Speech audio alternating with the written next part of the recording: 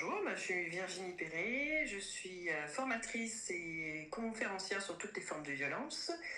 Je suis autrice aussi de deux livres, de La Barque Noire et de Chut, c'est un secret, un livre de sensibilisation sur les violences sexuelles et sur l'inceste qui est mis en audio, en braille, en langue des signes et en pictogramme. Donc il y aura tous les outils pour faire parler les enfants.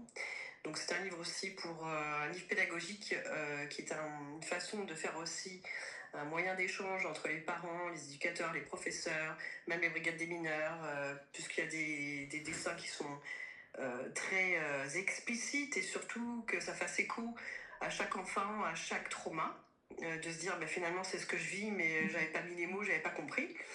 Souvent l'inceste c'est toujours compliqué parce que ce sont des portes fermées. Donc voilà. Donc ça c'est la sortie nationale qui est en ce moment d'ailleurs. Voilà, c'est un livre qui va aussi porter aussi sa voix sur vraiment le handicap, puisque le handicap on n'en parle pas assez, mais c'est quand même des enfants qui sont touchés 4 à 6 fois plus touchés par les violences sexuelles notamment. Il faut se rappeler les chiffres, c'est 9 filles autistes sur 10 qui sont agressées sexuellement ou violées.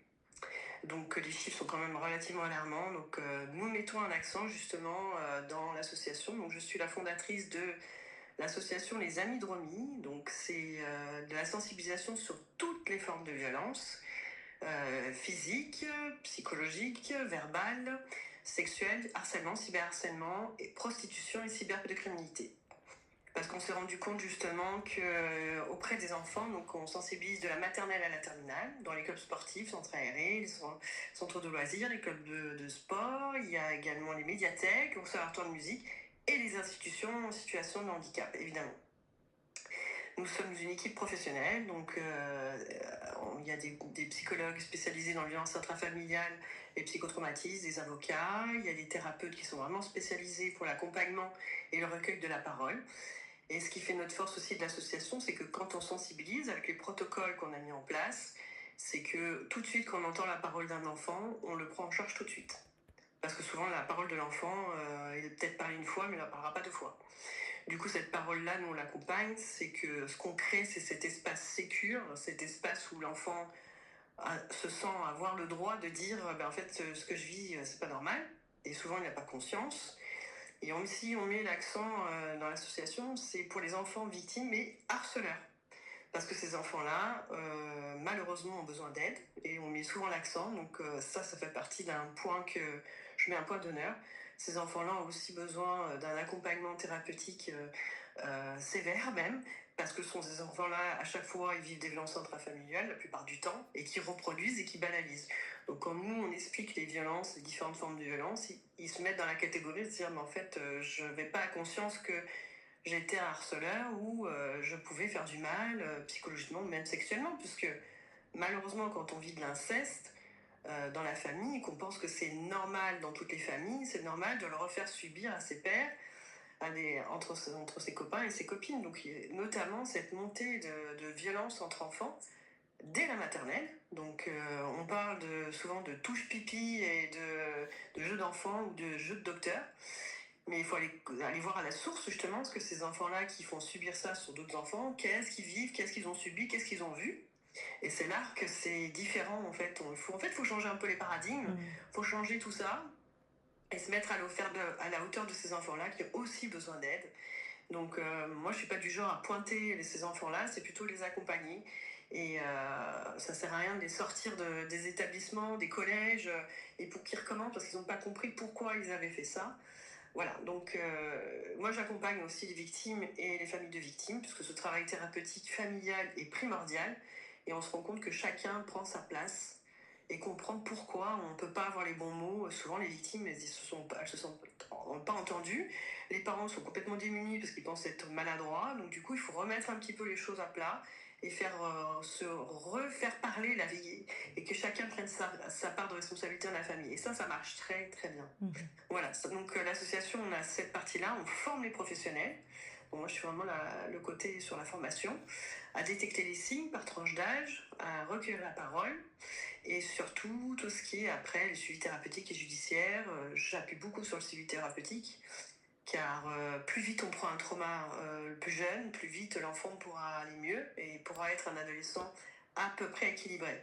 parce qu'on dit qu'on ne guérit pas, surtout de violences sexuelles ou d'inceste, parce que c'est la pire destruction psychique, mais on vit avec différemment. Et c'est ça ce qu'on essaye de faire avec les enfants. Donc, les professionnels qui sont spécialisés autour de l'association, c'est ce qui fait notre point fort. Du coup, on accompagne immédiatement ces enfants-là. Voilà. Donc D'accord. ça, c'est un peu... On fait beaucoup d'interventions, on fait beaucoup de manifestations, dont des festivals, où on fait des ateliers créatifs sur les émotions. Du coup, c'est un vrai échange avec les parents et les enfants. Ça crée aussi un dialogue qu'ils n'ont jamais. Finalement, ils n'ont pas ce temps. Beaucoup de problèmes aussi avec ce qui est réseaux sociaux, toute cette partie-là qu'ils n'ont pas conscience. La partie que je défends moi à l'Europe sur la cyberpédocriminalité, parce que je fais partie de la coalition française, pour faire adopter une réglementation européenne sur la réglementation. Il faut savoir que tous les contenus, les vidéos qui circulent et les images, pour l'instant, il n'y a aucun moyen de réglementation pour les retirer et les dénoncer. Donc nous nous battons, donc nous sommes assez nombreux au niveau de l'Europe à se battre sur cette réglementation. Il y a eu un vote hier historique qui est tombé sur l'imprescriptibilité et aussi la reconnaissance du côté des victimes, de survivants. Donc on avance tout doucement. Mais ce travail à l'Europe est assez primordial pour moi, ce qui fait que je peux avoir les stats en temps et en heure, ce qui se passe au niveau mondial et pouvoir mettre en pratique tout de suite sur le terrain avec mon équipe et souvent des professionnels aussi qui sont formés sur la santé mentale, aussi sur tout ce qui est sur les réseaux sociaux, sur le numérique. Du coup, on a une vraie force et on peut aussi poser les bonnes questions aux enfants. Et c'est pour ça qu'on entend dès la classe de CP des enfants qui ont des téléphones portables, des enfants qui sont sur les réseaux sociaux et qui sont avec des gens en ligne et qui n'ont pas conscience de pouvoir se faire alpaguer par les prédateurs. Donc c'est là qu'à ce moment-là, les mains se lèvent. Ah ben moi aussi, voilà. Donc en fait, les parents ne sont jamais derrière. Et moi, ce qui est le plus grave pour moi, c'est que ces images, que ce soit de violence ou de sexe, ces images-là, quand ils la voient, ces enfants-là, ils vont pas en parler. Parce qu'ils vont rester dans la sidération. Et ces images-là, ils vont les emmagasiner et ils vont les banaliser, mais ça va rester un trauma. Donc c'est ça le problème, c'est qu'on grandit avec ce système de croyances et qu'on pense que c'est la vie, donc ces images-là, et que c'est normal. Et du coup, on essaye d'enlever tout ce côté de dire, bah non, en fait, ce que tu as vu, c'est pas normal, tu peux en parler à quelqu'un de confiance, toujours cette notion de personne de confiance. Et les réseaux sociaux, tout ça, on y passe beaucoup de temps. Et notamment, on a beaucoup de partenariats avec de grosses assos, dont la prostitution, puisqu'on sait que toutes les formes de violence sont liées, on arrive à la prostitution. Nous avons des commissions qui ont sorti des rapports assez édifiants sur le manquement de l'ASE et des enfants placés, et de la prostitution, voilà. Donc ce qui est important, c'est d'expliquer aussi ce continuum de violence dès la plus petite enfance, puisque de toute manière, les violences intrafamiliales souvent sont liées, et qu'on arrive à déboucher à la prostitution en masse, puisque nous sommes dans une région, notamment le Bouches-du-Rhône et le Var, nous sommes des viviers donc de la prostitution des mineurs qui explosent. Alors, j'aimerais revenir sur le livre Chut, c'est un secret. Donc, Mhm. si j'ai bien compris, c'est un livre dans lequel vous abordez des sujets sensibles avec quand même une certaine délicatesse puisque c'est dédié aux enfants. Pourquoi, selon vous, c'est essentiel d'aborder ces sujets avec des mots d'enfant et comment vous avez réussi à rendre ça accessible? Alors c'est grâce au travail de terrain que j'ai fait qui m'a permis d'entendre les enfants, d'écouter les enfants, de comprendre aussi où ils en sont, ce qu'ils ne comprennent pas, ce qu'ils n'entendent pas, et notamment par rapport à visibiliser les parties intimes. Donc il faut savoir quand même qu'il y a des enfants qui sont même en troisième ou en seconde, ou même qu'aux 20 ans, qui sont même pas capables de nommer les parties intimes, donc on part de loin. D'où la prévention le plus jeune âge, dès la maternelle, avec des protocoles adaptés, évidemment. Donc nous, on a beaucoup de protocoles adaptés avec les peluches, justement, en sensibilisant. Ça marche très très bien, les enfants, ils comprennent très bien avec les mots adaptés. Et c'est pour ça que ce livre-là était vraiment nécessaire comme un outil d'échange et de faire... moi, j'ai pris le parti, dans mon texte, de ne pas cacher l'inceste. Parce que souvent, l'inceste, on ne sait pas ce que c'est. Et souvent, ce sont des portes fermées. Donc, l'enfant n'identifie jamais en fait ce qu'il vit. Une porte fermée, lui, pour lui, ça, voilà. Ou ça peut être identifié à un animal, n'importe quoi. Donc, les animaux peuvent être associés à plein de choses. Donc là, j'ai pris le parti vraiment d'expliquer que ça peut être n'importe qui de la famille. Donc le personnage dans le livre, c'est le frère, mais il est toujours dans l'ombre. Il n'a pas de visage. Mm. Donc à la fin, on a tout ce côté sensibilisation, on explique, mais ça, là, tu as vu, il n'a pas de visage, mais ça peut être ton père, ta mère, et on les nomme. On nomme toutes les personnes qui sont concernées dans l'inceste, jusqu'au beau-père, jusqu'à la belle-mère, jusqu'au demi-frère, demi-sœur. On ne nomme pas les cousins, ils ne sont pas dans la notion de l'inceste, mais aussi les cousins, les cousines. C'est pas normal aussi d'avoir entre violences sexuelles, quoi. Donc le fait d'avoir fait ce parti pris de ne pas vouloir cacher l'inceste, c'est vraiment un vrai travail de terrain. Depuis ma première sortie du livre La Barque Noire, où j'ai vu ce qui s'y passait. Et ce qui fait que ce livre-là a écho, je le vois, puisque c'est notre base de sensibilisation chez les enfants, donc on met l'audio, parce qu'il est mis en audio. Du coup, les enfants associent le visuel, l'audio, donc ça déclenche plusieurs stimuli en même temps.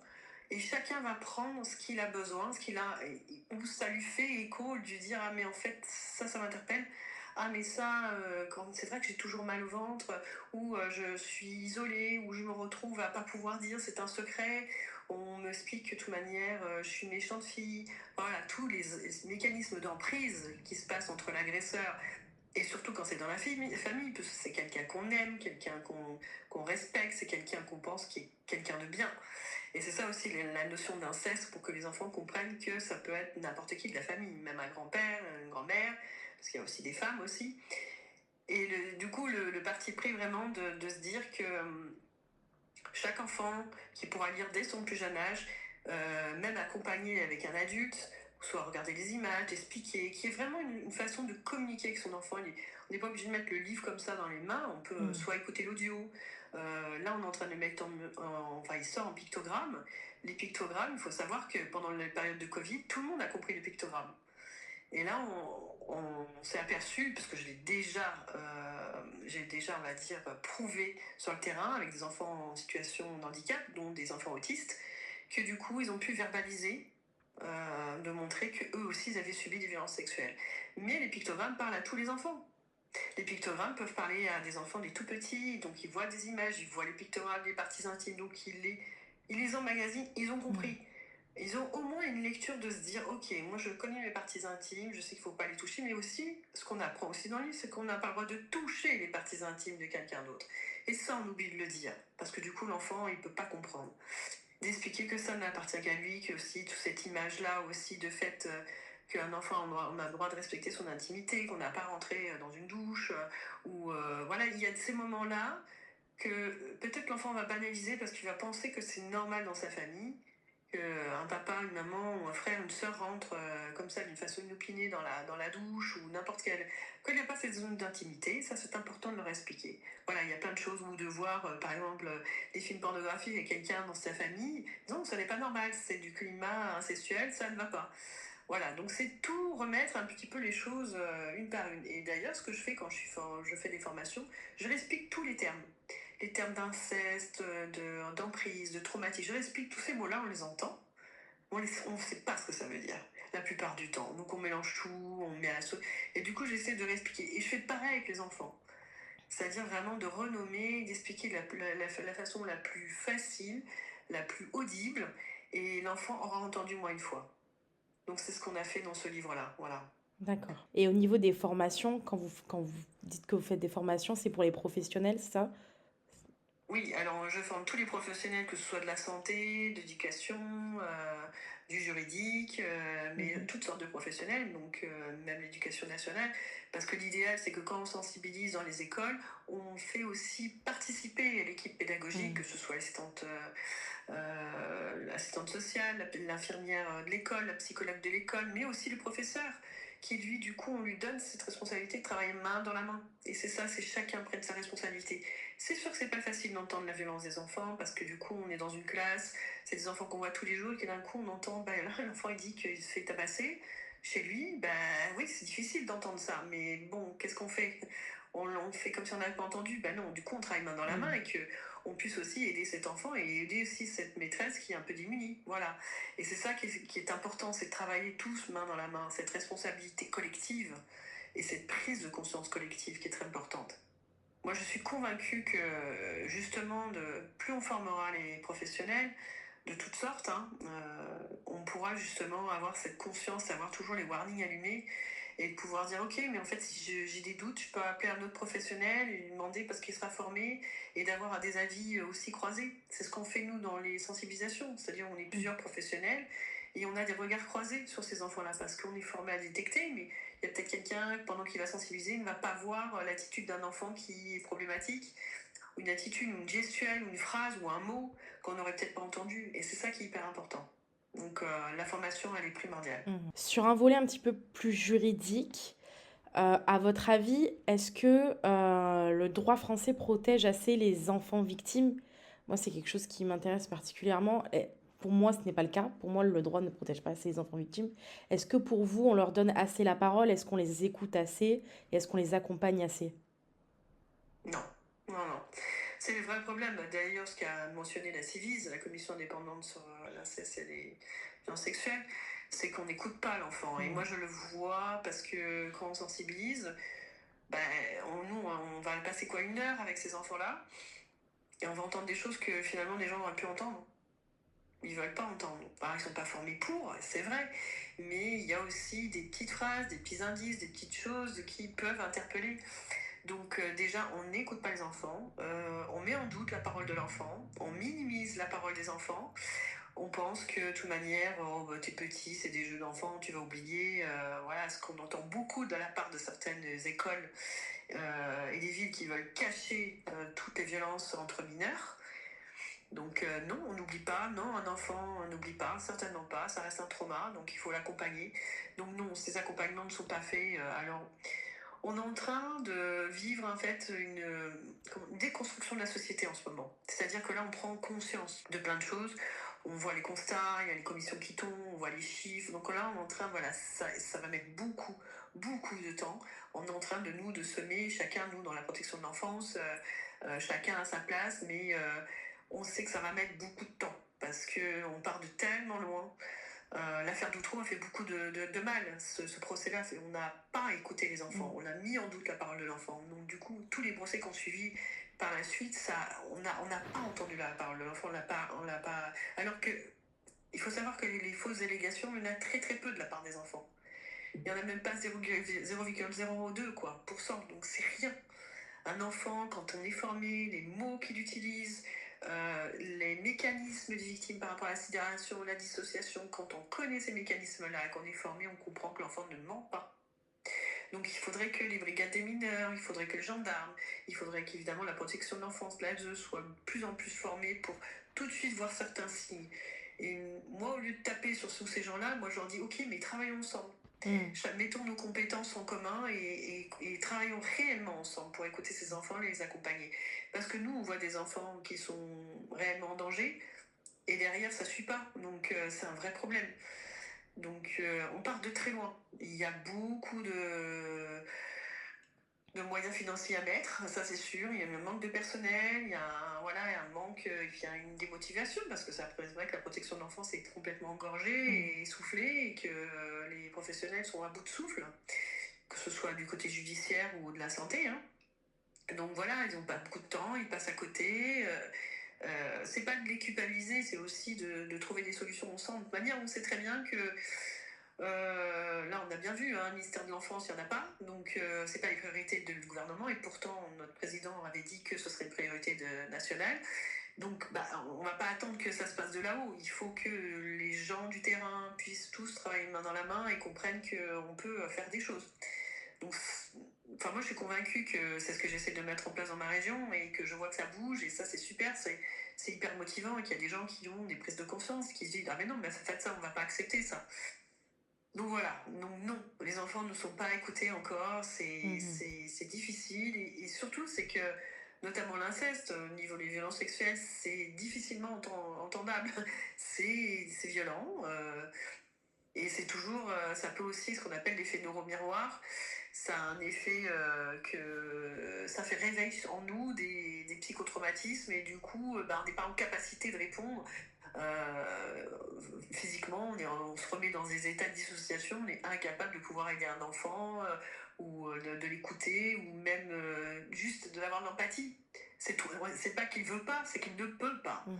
Et c'est ça aussi qu'il faut comprendre aussi au niveau des professionnels. Il y en a beaucoup qui sont incapables de faire ça aussi. Des psychologues qui ne sont pas spécialisés en psychotraumatisme, ils peuvent passer souvent à côté et pas poser les bonnes questions à l'enfant. Moi, des fois, j'accompagne des enfants que je récupère depuis, ils ont des suivis depuis un moment. Je passe 1 heure avec eux, je pose les bonnes questions. Et en l'espace même pas d'une heure, j'ai compris tout le tableau familial. Parce que souvent, l'inceste, c'est aussi transgénérationnel. Et que quand il y a de l'inceste dans une famille, maintenant c'est acté. On sait que ça s'est déjà passé au niveau antérieur. Donc c'est intéressant de faire ce travail-là. Pourquoi cet enfant-là vit ça? Pourquoi on en est là? Voilà, c'est tout ce travail-là qui est thérapeutique et pour moi le plus important. Et ça marche très bien. Mhm. Et vous l'avez dit, ce qui est le plus important, c'est les signaux qu'on ignore souvent. Selon vous, quels sont les signaux que la société et que les professionnels continuent à trop banaliser ou à ignorer pratiquement? Ben, par exemple, je donne un cas concret. Dans une école maternelle, quand un enfant baisse des pantalons et enfonce des doigts ou des objets, ben ça, ce sont des signaux on va dire que ce sont des jeux. Mm.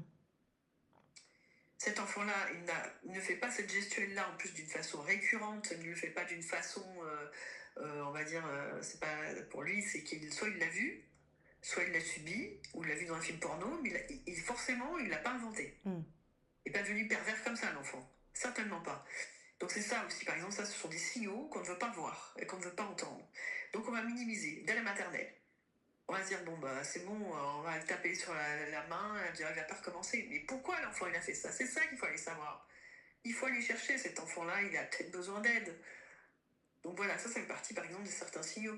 Après, il y en a plein de signaux. Un enfant qui d'un coup est déscolarisé, qui est en phobie scolaire, un enfant qui d'un coup est complètement isolé par rapport à ses copains, à ses copines, qui se retrouve à avoir des maux de toutes sortes, des migraines, qui veut plus dormir, parce qu'il faut savoir que les violences sexuelles, dont l'inceste, c'est 52% qui se passe la nuit.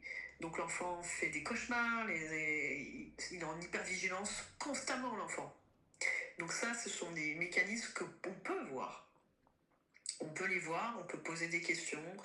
Cet état de stress permanent, où il a le cœur toujours à 2000, c'est un enfant qui a toujours peur, qui a des idées morbides, qui parle de mort. Il y a des enfants qui parlent très tôt de mort. Donc voilà, c'est plein de petits signes. Et après, il y a plein de signes sur le corps, des problèmes dermatologiques, des problèmes récurrents au niveau gastrique. Il y a beaucoup de signes. Alors des fois, c'est pas parce que c'est un signe que c'est ça, c'est souvent la multiplication et le côté récurrent qui peut interpeller les professionnels, dont les médecins généralistes, qui sont la première barrière à pouvoir détecter certains signes. Et c'est pas en donnant des médicaments qu'on va... Voilà, il faut aller voir à la source. Mais c'est toujours pareil, c'est le manque de temps, c'est le manque de formation qui fait qu'on va pas aller directement à poser la bonne question. Dans l'empathie et savoir les poser, c'est ce recueil de la parole qui est important. Et pour un professionnel, j'imagine par exemple une maîtresse d'école, comment est-ce que, en voyant ces signaux, comment est-ce qu'il faudrait réagir selon vous? Qu'est-ce qui manque en termes de réaction, de procédure? Bah, déjà, le fait qu'elles ne soient pas formées, c'est-à-dire que ces signes-là que j'ai mentionnés auparavant, pour eux, c'est anodin, c'est pas grave, on banalise, c'est des petits. Par exemple, ne serait-ce par exemple les toilettes. Il y a un vrai problème avec les toilettes. Déjà, il faut que ce soit séparé garçons et filles. Des toilettes qui sont ouvertes à tout le monde, que tout le monde rentre comme dans un moulin, c'est pas normal. C'est-à-dire, oh, ils sont petits. Mais non, il y a l'intimité des enfants. Ça part de là, en fait. De respecter le corps, de respecter l'enfant, la personne, l'identité. Donc, par exemple, ça, voilà, ça, ce sont des choses que déjà, il faudrait changer les mentalités. Ne serait-ce aussi, comme on parle des écoles, on n'a aucune notion que les photos qu'on met sur les réseaux sociaux ou sur les groupes des parents d'élèves et tout ça, ce sont des enfants qu'on expose. Bien sûr qu'on donne le droit à l'image, mais on ne sait pas ce qui se passe derrière. Et dans ces groupes WhatsApp, mais malheureusement, des fois, il y a des prédateurs et qui se servent de ces photos d'enfants pour les mettre sur des réseaux pédocriminels mondiaux. Donc ça, par exemple, c'est ce droit à l'image, il va falloir vraiment qu'on pose des vraies questions dans les écoles.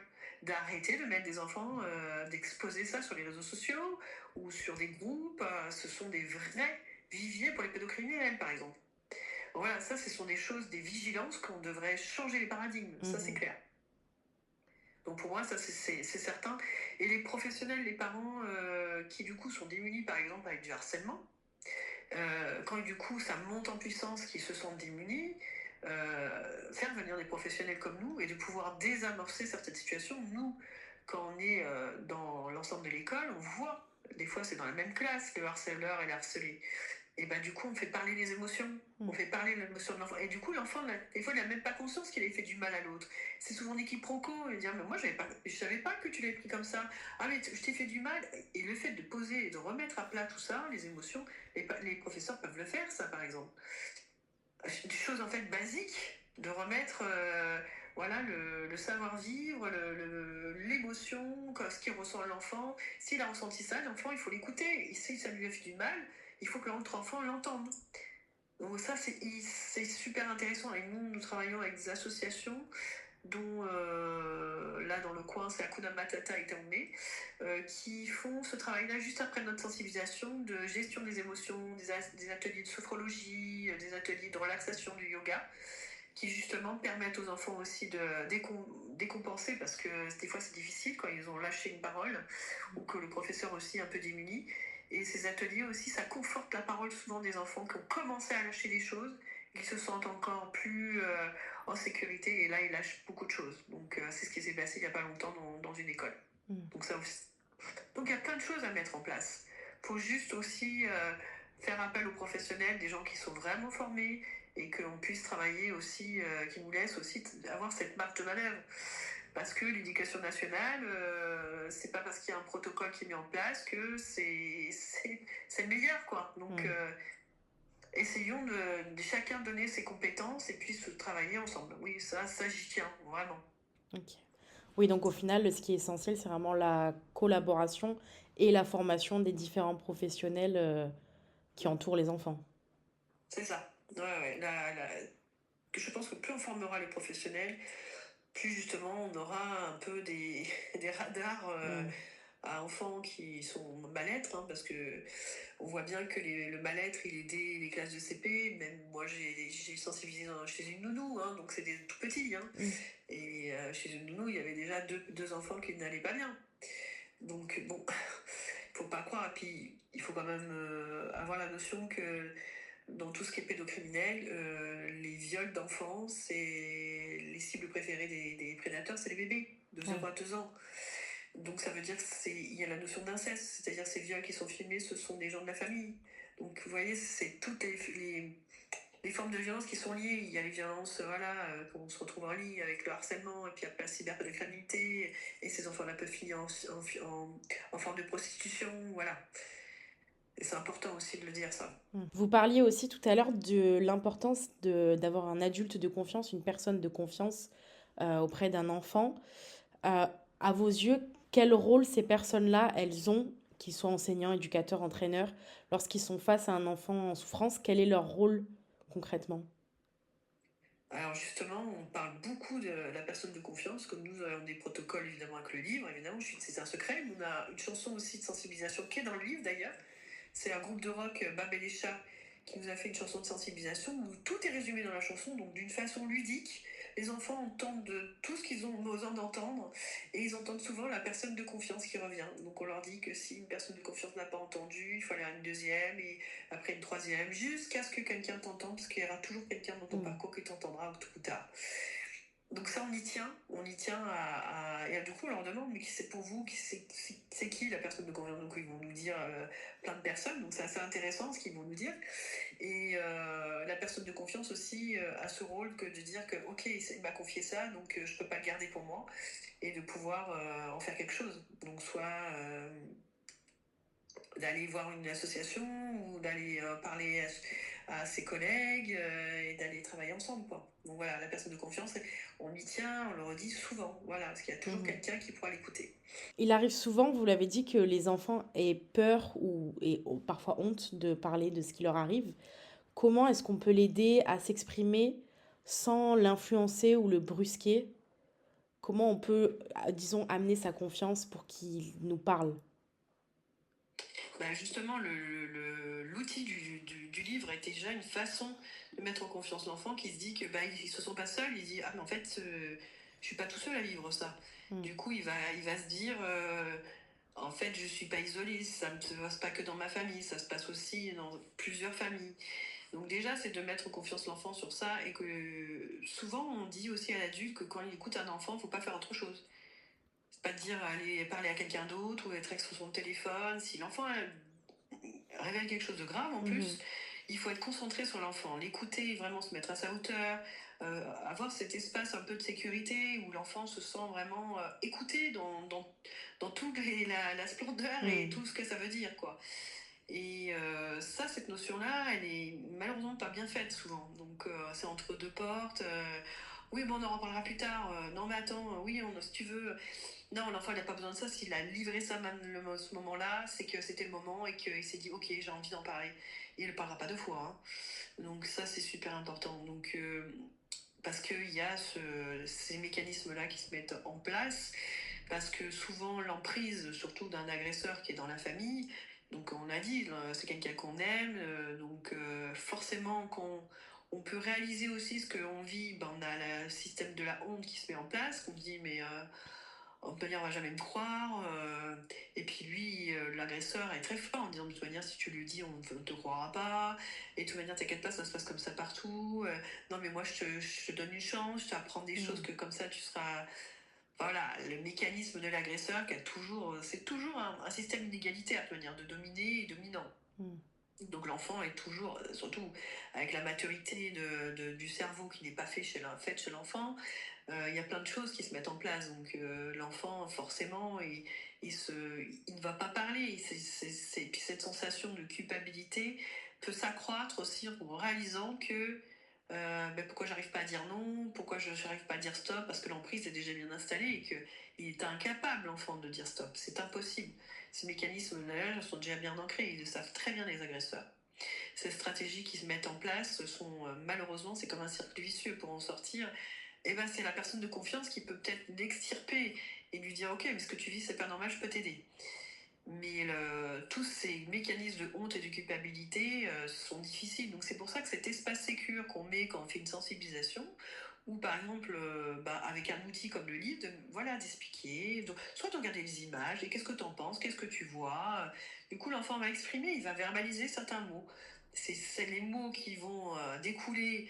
On pourra dire ok, attends, j'ai entendu ça, voilà, tu veux m'en parler, qu'est-ce que tu as vu, voilà, de mettre en confiance tout de suite l'enfant, et que du coup petit à petit la honte va un petit peu disparaître et pourra Mmh. peut-être aussi se livrer. Donc ça aussi c'est pour ça qu'un professionnel formé, bah, c'est un boulevard pour lui, parce qu'il va entendre un mot, il va s'engouffrer dedans, dire ah ok j'ai entendu ça, ok j'ai entendu que l'enfant se scarifie, ok je m'engouffre, oh, je vais derrière, et tu dors pas la nuit, ok je m'engouffre, et je repose des questions, voilà. Et du coup petit à petit, ben, les barrières tombent au niveau de la culpabilité et de la honte. Et de se Mmh. dire, ben, en fait, tu n'as pas à avoir honte, c'est pas Ouais. toi qui dois avoir honte, c'est le coupable, c'est lui le coupable. Donc là, ils ont besoin d'entendre le fait de verbaliser. L'enfant dit ah mais en fait j'avais pas entendu ça comme ça. Donc ça c'est important aussi. Est-ce que depuis que vous avez créé l'association, est-ce que ça vous a amené à penser que la société était en train de changer sur le regard qu'elle a sur ces violences intrafamiliales, que ce soit l'inceste, pardon, ou les autres formes de violence? Est-ce que vous avez constaté un changement à ce niveau-là? Parce que je disais tout à l'heure, c'est qu'on est en train de déconstruire la société, mais là on est aux prémices pour moi. Mm. C'est-à-dire qu'on entend beaucoup sur les réseaux sociaux, dans les médias, on ne peut pas allumer la télé sans qu'on voit quelque chose sur les violences conjugales, sur les violences physiques, sur l'emprise, on voit toujours quelque chose. Mais le problème, c'est que la personne qui va voir ce média-là, quand elle n'est pas, surtout si elle a vécu déjà des choses et qu'elle l'a enfoui, notamment avec l'amnésie post-traumatique, ça va lui faire trop de violence en la personne, c'est-à-dire qu'elle va voir, mais elle va pas voir.